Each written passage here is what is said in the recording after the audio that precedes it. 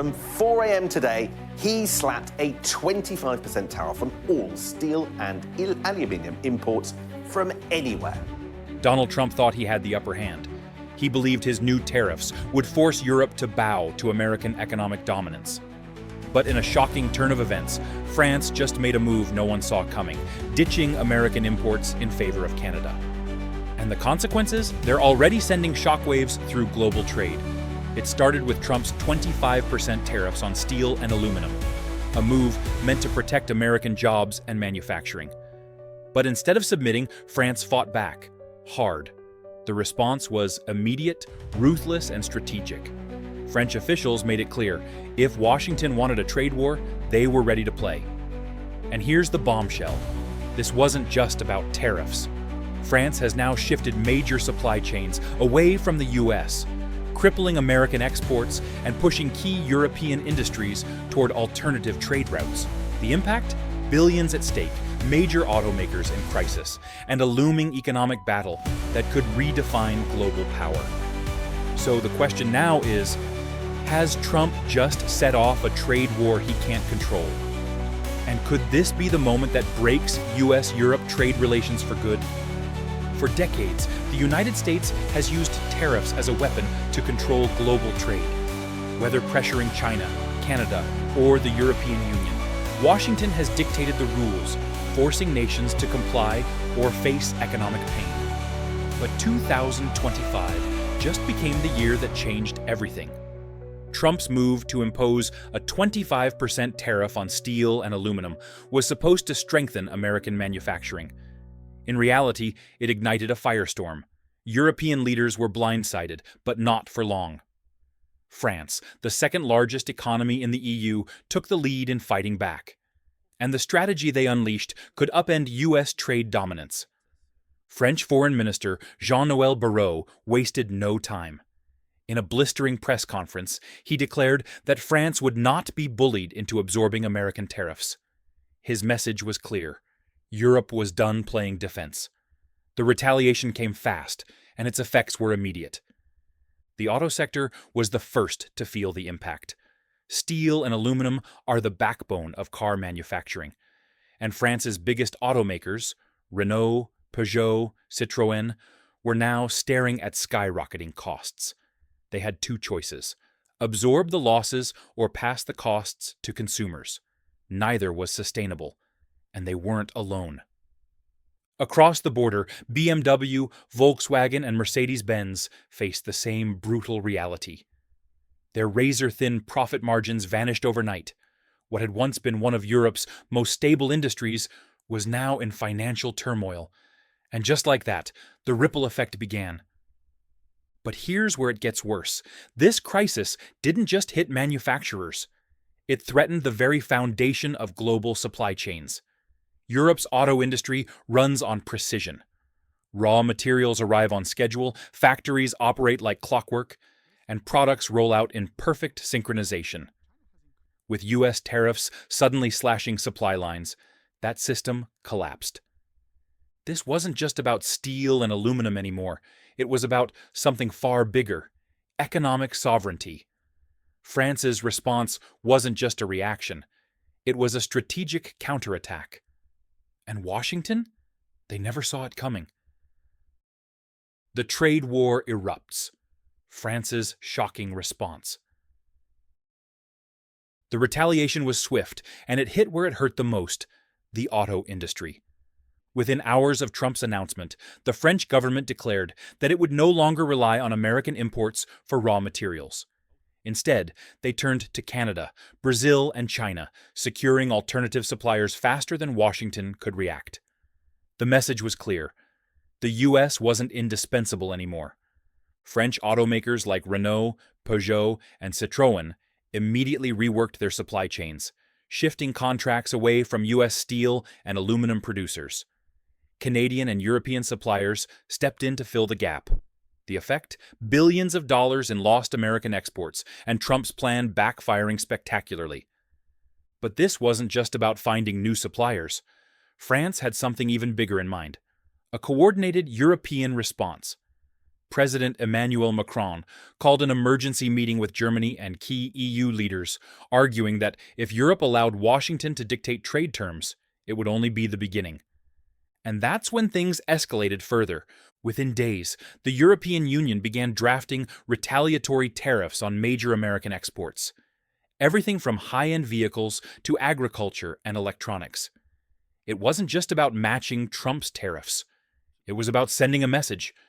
Europe wouldn't just take the hit. It would hit back harder. And the consequences? Devastating. The sudden shift sent shockwaves through American manufacturing. Ford and General Motors, two of America's biggest automakers, faced catastrophic losses in the European market. Meanwhile, Boeing's European rival, Airbus, issued a chilling warning. If trade tensions didn't ease, it would pivot away from U.S. suppliers altogether. But the biggest blow came from France's strategic move to deepen ties with China. For years, China has dominated the electric vehicle, EV, battery industry. And now? France was forging partnerships with Chinese suppliers, giving French automakers a massive advantage in the future of electric cars. This meant that the U.S. wasn't just losing out on trade, it was losing influence over the future of the auto industry itself. At this point, Washington had a choice. Would it back down and renegotiate trade terms? Or would it double down, pushing the U.S. and Europe toward a full-blown economic war? The world was about to find out. The domino effect, global implications. The shockwaves didn't stop at France. The entire global supply chain was now in turmoil. What started as a trade dispute was quickly turning into an economic disaster zone, and the biggest casualties: the automakers, manufacturers, and consumers caught in the middle. For decades, European car makers built their industry on efficiency. Raw materials flowed in, finished vehicles rolled out, and every factory relied on seamless global trade. But with Trump's tariffs driving up costs and France pivoting away from American imports, the entire system started to crack. Suddenly, manufacturers across Europe found themselves in a dire situation: either pay sky-high prices for American steel and aluminum, or scramble to find new suppliers. And it wasn't just Europe feeling the squeeze. American automakers like Ford and General Motors were now staring at devastating losses. European tariffs on U.S. exports meant their high-end models, already struggling with competition, were now priced out of the market, and the hits kept coming. In the aerospace industry, Airbus CEO Guillaume Faury sent out a stark warning. If trade barriers remained, Airbus might shift its business away from American suppliers altogether. That wasn't an empty threat. Airbus sources millions of dollars worth of U.S. components every year. A shift away from American firms would be a massive economic blow to an industry already struggling with rising costs and production delays. At the same time, European consumer demand was starting to collapse. With prices soaring and uncertainty gripping the markets, car buyers were hesitating. Why buy now when the market could stabilize later? That hesitation was bad news for manufacturers on both sides of the Atlantic.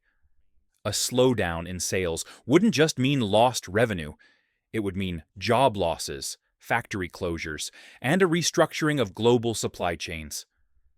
As the situation escalated, the question was no longer whether this was just a temporary trade dispute. The reality was sinking in. Trump's tariffs had set off a global chain reaction, one that threatened to reshape economic power in ways that Washington never anticipated. France's secret strategy, a pivot to China. What Washington failed to anticipate was France's next move, a bold and calculated pivot to China. While Trump focused on tariffs, Emmanuel Macron was busy securing new trade deals that would permanently alter global alliances. The key to France's strategy? Electric vehicles.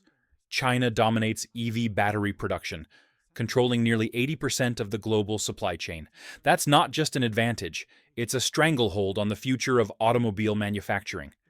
If France wanted to secure its position in the next generation of transportation, it needed China's expertise, its resources, and its supply chains. In April 2025, Macron flew to Beijing.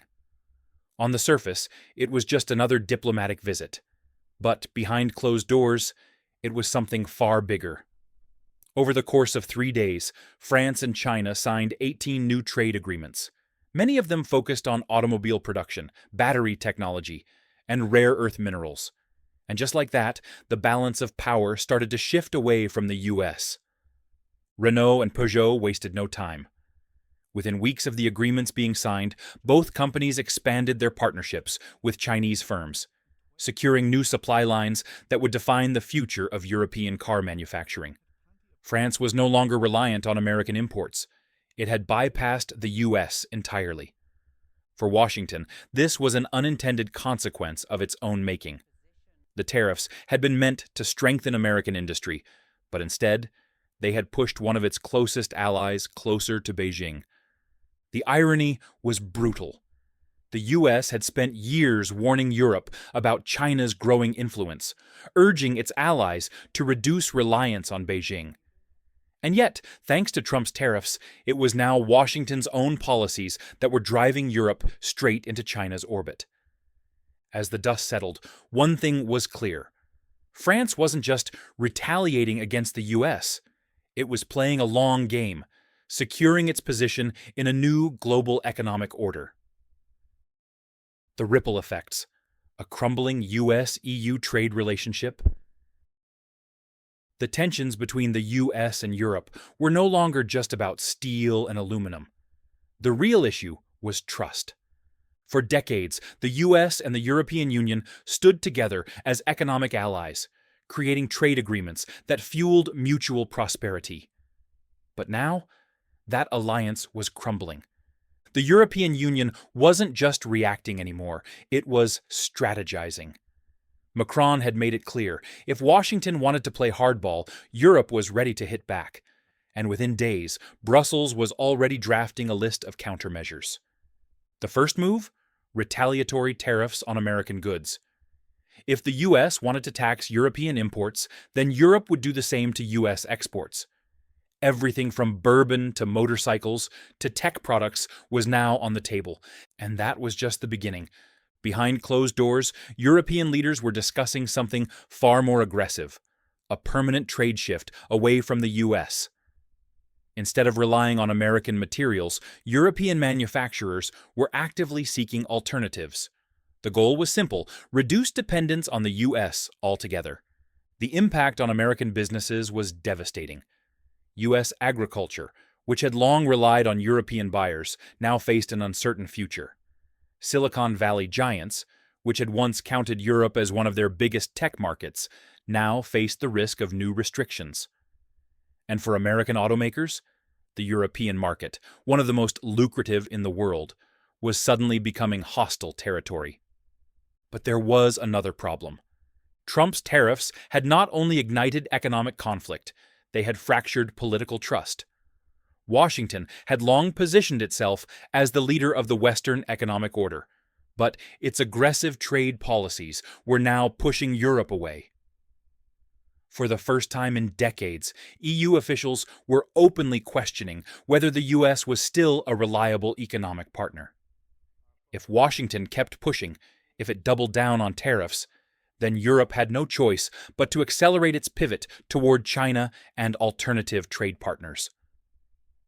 The consequences were staggering. This wasn't just a trade dispute anymore. It was a fundamental shift in global alliances, one that could redraw the world's economic power map for years to come. The question now was simple: would Washington realize its mistake before it was too late? Escalation or resolution? What happens next? The stage was set for a defining moment in global trade. The U.S. had thrown the first punch, but France and Europe had punched back harder. Now, Washington faced a critical decision: back down or double down. Inside the White House, economic advisors were divided. Some urged Trump to reverse course, warning that continued tariffs could push Europe into a full-scale economic realignment, one that would see France, Germany, and even the broader European Union deepened ties with China and Canada at America's expense. But others, including some of Trump's closest trade hawks, insisted that America had to stand firm, believing that Europe would ultimately blink first. So far, Europe hadn't blinked. In fact, it was now moving faster than the U.S. expected. The European Commission had already begun preparing another round of retaliatory tariffs, targeting key American exports like high-tech products, aircraft, and agriculture, industries that couldn't afford to lose European markets. Meanwhile, France and Germany were actively pursuing new trade pacts. Canada had stepped in as an alternative supplier of steel and aluminum, and China had solidified its position as Europe's go-to partner for EV batteries and high-tech components. This wasn't just a temporary trade dispute anymore. It was an economic realignment. If Washington doubled down, the consequences would be catastrophic. A full-blown trade war would send markets into turmoil, disrupt global supply chains, and cost businesses on both sides billions in losses. Investors were already fleeing riskier markets, worried that the escalating trade war could trigger a global economic slowdown. So what happens next? There are two paths. Scenario 1. The U.S. negotiates a resolution. Trump, under pressure from U.S. industries, could scale back tariffs in exchange for a revised trade deal with Europe. This would cool tensions and restore stability, though at the cost of political optics.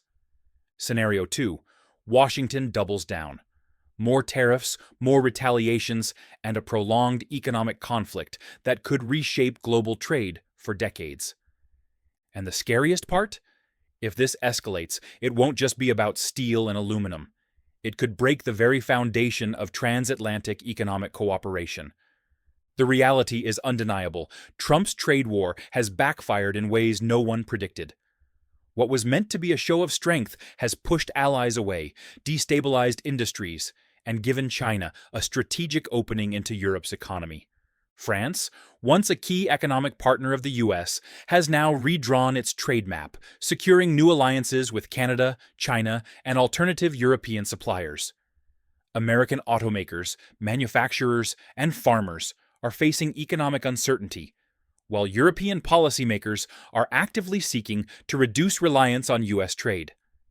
So, the big question: is this the beginning of the end for U.S.-Europe trade relations as we know them? Will Washington step back from the brink, or is this just the start of an all-out economic war? One thing is certain: the world is watching. What do you think? Will the U.S. negotiate a resolution, or are we heading toward a trade war with no winners? Let us know in the comments below. And if you want to stay ahead of the latest geopolitical shifts, subscribe now and hit the notification bell, because the next big economic shock could be just around the corner.